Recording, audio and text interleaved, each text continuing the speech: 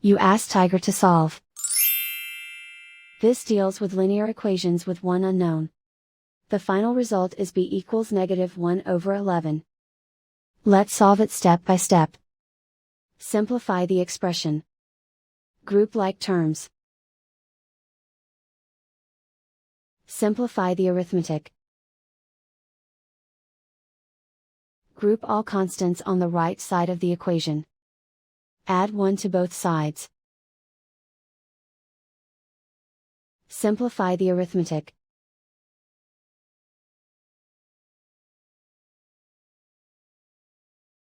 Isolate the b. Divide both sides by -11. Cancel out the negatives. Simplify the fraction.